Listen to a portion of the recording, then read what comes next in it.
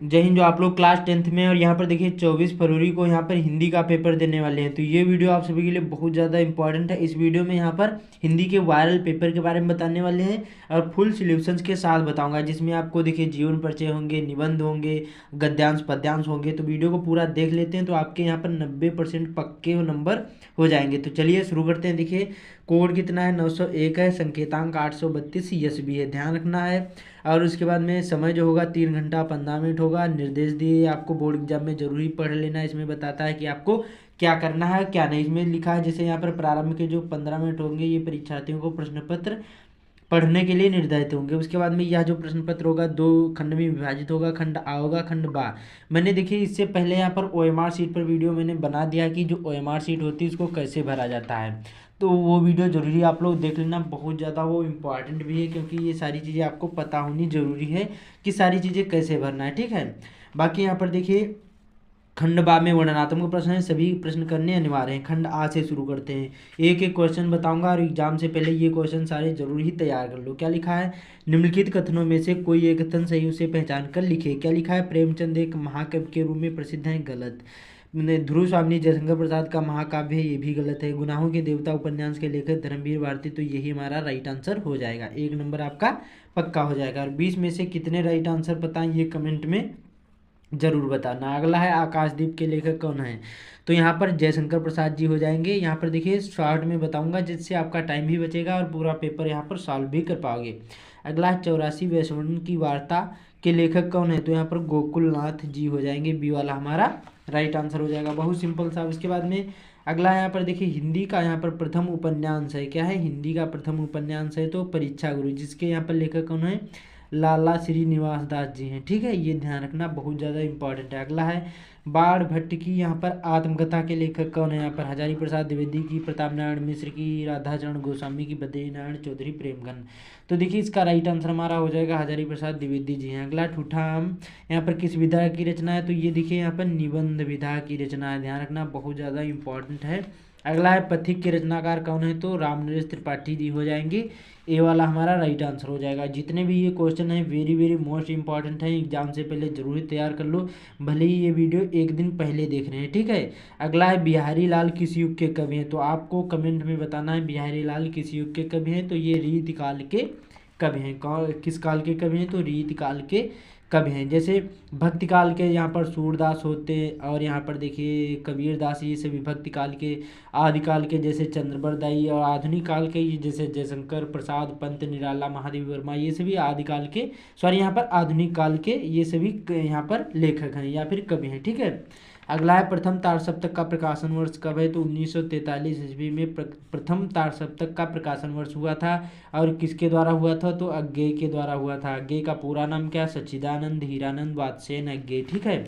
अगला है चिदम्बरा के रचयिता कौन है, जयशंकर प्रसाद की, अज्ञेय की, यहाँ पर रामधारी सिंह दिनकर की, सुमित्रानंदन पंत। तो इसका हमारा राइट आंसर कौन सा हो जाएगा, ये भी बहुत ज़्यादा इंपॉर्टेंट है, सुमित्रानंदन पंत जी हो जाएगा। अगला है विपत्ति बटावन बंधु बाहु बिन यहाँ पर करो भरोसो काको में कौन सा रस है। इसमें देखिए विपत्ति शब्द दे दिया गया तो इसमें शोक प्रकट हो रहा है, तो इसमें करुण रस हो जाएगा। अगला है मुख चंद्र तुम्हारा देख सके में कौन सा अलंकार है, तो इसमें हमारा कौन सा अलंकार हो जाएगा, इसमें हमारा रूपक अलंकार हो जाएगा। कौन सा होगा, रूपक अलंकार। अगला है कितने, यहाँ पर रोला के कितने चरण होते हैं, तो रोला के 4 चरण होते हैं। जैसे यहाँ पर इस प्रकार से होता है, इस प्रकार से, इस प्रकार से, इस प्रकार से, और 4 चरणों में यहाँ पर 24-24 मात्राएं होती हैं, ध्यान रखना, बहुत ज़्यादा इंपॉर्टेंट भी है। रोला और सोठा 2 ही चरण पूछे जाएंगे। उसके बाद में अगला हमारा क्वेश्चन यहाँ पर देखते हैं, सुविख्याता में कौन सा उपसर्ग है, तो लगा है। तो इसमें देखिए शुद्ध जो है यही उपसर्ग है। उपसर्ग का मतलब होता है किसी शब्द के पहले जोड़ना। जैसे कोई परिवार शब्द दे दिया गया और इसमें उपसर्ग बताना है, तो जो पर है यही हमारा क्या है, उपसर्ग है। जैसे दूसरा होता है यहाँ पर, जैसे हमारा होता है यहाँ पर बचपन, क्या होता है ये यहाँ पर देखिए बचपन नहीं, जैसे हमारा होता है यहाँ पर सुविख्याता हो गया या विख्यात हो गया, इस प्रकार से कोई भी होता है यहाँ पर। तो जैसे यहाँ पर देखिए अभिलाषा होता है, क्या होता है, अभिलाषा होता है। तो इसमें अभिलाषा में जो अभिशब्द है यही हमारा उपसर्ग है, ठीक है।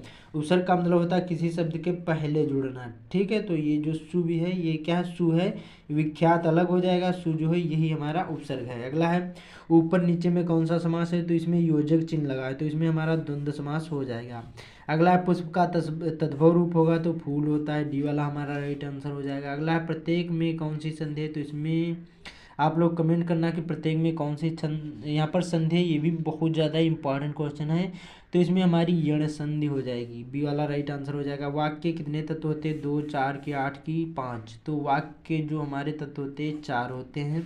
अगला है निम्नलिखित में से कौन सा वाच्य का भेद है, तो देखिए कृतवाच्य, कर्मवाच्य, भाववाच्य, ये तीनों है। तो राइट आंसर डी वाला हमारा हो जाएगा। अगला है यहाँ पर देखिए निम्न में से कौन सा अभिकारी पद है। जो आपको विकारी पद पता होंगे तो अभिकारी बड़ी आसानी से समझ जाओगे। देखिए विकारी पद कौन कौन से होते हैं, संज्ञा होता है, सर्वनाम होता है, और यहाँ पर देखिए विशेषण होता है, क्रिया होता है। ये क्या है, ये चार ही क्या है, ये चार ही हमारे विकारी पद हैं, बाकी सभी हमारे अभिकारी पद हैं। जो अव्यय यही हमारा अभिकारी पद है, बाकी ये सभी विकारी पद हैं, संज्ञा, सर्वनाम, विशेषण, क्रिया। ठीक है, तो ये बहुत ज़्यादा इंपॉर्टेंट है, कंफ्यूज ना होना।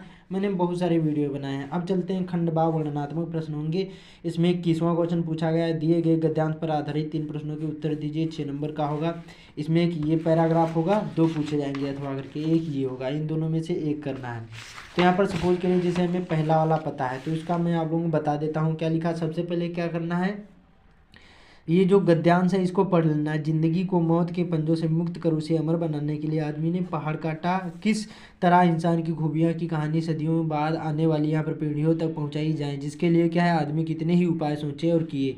उसने चट्टानों पर अपने संदेश खोदे, तोड़े और यहाँ पर ऊंचे क्या है, ऊंचे धातुओं से यहाँ पर चिकने पत्थर के खंभे यहाँ पर खड़े किए। तांबे और यहाँ पर पीतल के पत्थरों पर अक्षरों के मोती बिखेरे, और यहाँ पर उसके जीवन मरण की कहानियाँ, यहाँ पर कहानी सदियों के उतार पर सरकती चली आ रही हैं। और यहाँ पर देखिए जो आज हमारी अमानत विरासत बन गई है। तो अब देखिए इसका पहला हमारा क्वेश्चन है, उपरोक्त गद्यांश के पाठ का नाम और लेखक का नाम। अब देखिए इसके पाठ का नाम क्या हो गया, अजंता, ये पाठ का नाम हो गया। और इसके लेखक कौन है, तो भगवत शरण उपाध्याय हैं। ठीक है, भगवत शरण उपाध्याय इसके लेखक हैं। तो ये हमारा 2 नंबर पक्के हो गए। अब देन अगला हमारा है कि रेखांकित अंश की व्याख्या करना। अब देखिए जो रेखा खींची हुई है, जो लाइन खींची हुई है, इसी की व्याख्या करना है। व्याख्या का मतलब होता है ये जो यहाँ पर यहाँ से लगाकर यहाँ तक, इसी को उतार दोगे या फिर कुछ अपने शब्द ऐड कर दोगे, नंबर मिल जाएंगे। नंबर नहीं कटते हैं। तो यहाँ पर मैं आप लोगों को इसकी व्याख्या भी बता देता हूँ। तो देखिए यहाँ पर अपने जीवन को यहाँ पर मृत्यु के चुंगल से स्वतंत्र करके यहाँ पर उसे अमर बना देने की कामना मनुष्य अनादिकाल से करता चला आ रहा है। इसके लिए यहाँ पर उसने पर्वत की गुफाओं की यहाँ पर को काटा, और यहाँ पर अपने जीवन के उन पलों को उनसे यहाँ पर उकेर कर उन्हें सदैव के लिए क्या करा है कि अमर कर दिया है। उसके लिए यहाँ पर इसके अतिरिक्त भी मनुष्य ने यहाँ पर अपनी यहाँ पर विशेषताओं की कहानी से सदियों बाद आने वाली पीढ़ियों का यहाँ पर परिचय कराने के लिए यहाँ पर अनेक उपाय सोचे हैं, और उनके यहाँ पर क्या है मूर्त रूप से यहाँ पर प्रदान किया है। तो इस प्रकार से इसको लिख देना है। देन हमारा पूछा जाएगा, अगला क्वेश्चन था कि इसमें मनुष्य ने अपनी धरोहरों को किस प्रकार संजो कर रखा है। क्या है, मनुष्य ने अपनी धरोहरों को किस प्रकार संजो कर रखा है। तो ये क्वेश्चन का आंसर इसी में मिल जाएगा। लिखना है कि मनुष्य ने अपनी धरोहरों के चट्टानों पर यहाँ पर अपने संदेश खोदे, चिकने पत्थर पर खंभे गड़े, तांबे और पीतल के पत्थरों पर अक्षरों के मोतियाँ पर बिखेरे, जो सदियों से सरकती चली आ रही है, जो हमारी अमानत विरासत बन गई। बस हो गया, आपके 6 नंबर पक्के हो जाएंगे। देन उसी प्रकार से आपको यहाँ पर देखिए अगला पूछा जाएगा 22वां क्वेश्चन। लिखा होगा दिए गए पद्यांश पर आधारित किसी एक को हल कीजिए। और इसका भी बता देता हूँ खा वाला। देखिए आज मनुष्य विज्ञानों के यहाँ पर मनुष्यों के हाथों में अद्भुत और अतुल शक्ति दे रहा है। तो ये देखिए हमारे भारतीय संस्कृति नामक पाठ से लिया गया है। ठीक, किससे लिया गया, भारतीय संस्कृति से। तो इसका ये हो गया। उसके बाद में यहाँ पर रेखांकित अंश की व्याख्या यहाँ से लगाकर यहाँ तक करना है। फिर आज मनुष्य भी यहाँ पर आज विज्ञान मनुष्य को क्या दे रहा है, तो यहाँ पर आज जो मनुष्य है, ये विज्ञान है जो मनुष्य के हाथों में अद्भुत और अतुल शक्ति दे रहा है। तो ये क्वेश्चन का आंसर हो जाएगा, बहुत सिंपल सा। उसके बाद में पद्यांश के पर आधारित यहाँ पर किसी एक को हल करना है। इसमें भी 2 पूछे गए, इनमें से एक ही करना है। तो इसमें क्या लिखा, अतुलनीय जिनके प्रताप का साक्षी है प्रत्यक्ष दिवाकर। इसमें देखिए स्वदेश प्रेम नामक पाठ है। क्या है, स्वदेश प्रेम। और इसके कवि कौन है, राम नरेश त्रिपाठी जी हैं। कौन है, राम नरेश त्रिपाठी जी इनके कवि हैं। तो यहाँ पर पद्यांश का संदर्भ कैसे लिखना है थोड़ा सा बता देता हूँ, जिससे आपको आसानी होगी। ठीक है, तो देखिए इस प्रकार से इनका पद्यांश का जो यहाँ पर संदर्भ इस प्रकार से लिखना है। जब भी आ जाए देखिए लिखना है यहाँ पर संदर्भ ऐसे लिखा जाता है कि प्रस्तुत पद्यांश हमारी पाठ्य पुस्तक हिंदी के स्वदेश प्रेम नामक पाठ से संकलित है। इसके रचयिता रामनरेश त्रिपाठी जी हैं। ठीक है, कभी या रचयिता कुछ भी लिख सकते हो, नंबर नहीं कटेंगे। उसके बाद में पूछा जाता है रेखांकित अंश की व्याख्या। अब जो 2 लाइन यहाँ पर लाइन में यहाँ पर ये था, यहाँ पर देख चुके हैं जिनका वैभव ये नभ के अनंत तारागण अगणित बार सुन चुका है नभ जिनका विजय घोष रण गर्जन। इसमें 2 ही लाइन की आपको व्याख्या करना है, तो पूरे पैराग्राफ की व्याख्या नहीं करना है। तो ऐसे लिखना है रेखांकित अंश की व्याख्या की आकाश के नक्षत्र भारत के यहाँ पर अतुल वैभव के साक्षी हैं और यहाँ पर गरजती हुई लहरों द्वारा यहाँ पर समुद्र इसके जय घोष सुनने का साक्षी है। बस हो गया। अगला उपरोक्त पद्यांश में किसकी महिमा का वर्णन किया गया है? स्वदेश प्रेम है तो समझ जाना कि हमारे भारत की महिमा का वर्णन किया गया है। उपरोक्त पद्यांश में भारत की महिमा का वर्णन किया गया है। बस सिंपल सा। अब चलते हैं, हमारा जो अगला क्वेश्चन कौन सा है यहाँ पर जो आपका ये होगा, ये होता है आपका संस्कृत से संबंधित। यहाँ पर अनुवाद करने को आएगा, संदर्भ भी लिखने को आएगा। मैंने सभी पर वीडियो बना दिए हैं कि आपको कैसे लिखना है संदर्भ संस्कृत वाला या फिर यहाँ पर गद्यांश पद्यांश, सारी चीज़ें आप लोगों को बता दी हैं। आप लोग चैनल पर विजिट करके जरूर ही देख लेना। वीडियो की क्वालिटी अच्छी नहीं दिख रही हो तो 360 लगा लेना। अब देखिए इसमें तो अस्माकम संस्कृति सदा गतिशीले वर्तते मानव जीवनम संस्कृतम, यहाँ पर ऐसाम यथा समयम नमाम विचाराधाराम स्वीकारो। तो ये देखिए हमारा जो है भारतीय संस्कृति नामक पाठ से लिया गया है। तो इस प्रकार से इसको आप लोग अनुवाद से ही तैयार कर लो अथवा के दूसरा आ जाए। ये हमारा वाराणसी से लिया गया है। दोनों तैयार कर लो, दोनों पैराग्राफ बहुत ज़्यादा इंपॉर्टेंट हैं। तो यहाँ पर देखिए 24वां पूछा जाएगा, ये श्लोक पूछे जाते हैं 2, इनमें से एक ही आपको संदर्भ लिखने को आएगा और हिंदी में अनुवाद करने को आएगा। ये भी 5 नंबर का होगा, तो ये भी आप लोग तैयार कर लो। और यहाँ पर नीचे वाला भी तैयार कर लो कि माता गुरुतरा भूमि खात पितोच्च तर स्थिता और मनः यहाँ पर शीघ्रतरम अतात चिंता बहुतरी तृणात्। इसका भी आप लोगों को मैं आप लोगों को अनुवाद बता देता हूँ, ये भी बहुत ज़्यादा इम्पॉर्टेंट है। तो देखिए इसका जो हमारा अनुवाद हो जाएगा यहाँ पर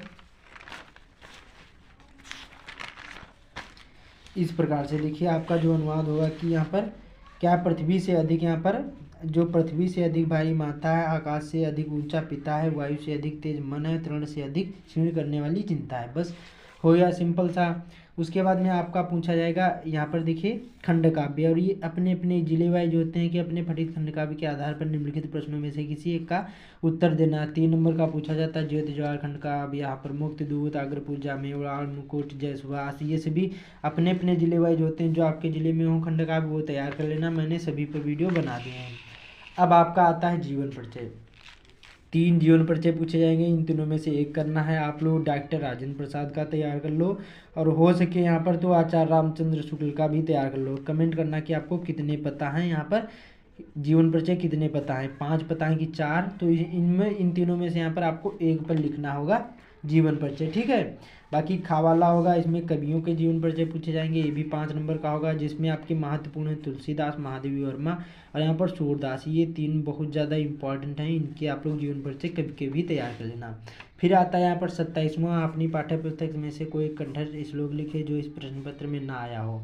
2 नंबर का पूछा जाएगा, तो कम से कम आप लोग 3 या 4 श्लोक तैयार कर लो। फिर यहाँ पर देखिए दुर्मुखा काशी, तो दुर्मुखा जो हमारा था ये क्या था, इसका क्वेश्चन का आंसर आप लोगों को बता देता हूँ यहाँ पर। तो दुर्मुखा एक चंडाला आसीता। ठीक है, उसके बाद में यहाँ पर अगला भूमा, यहाँ पर भूमि गुरुतरा के मस्त, तो भूमि जो यहाँ पर गुरुतरा, यहाँ पर जो भूमि गुरुतरा यहाँ पर इस प्रकार से हो जाएगा। इसका हमारा आंसर क्या हो जाएगा,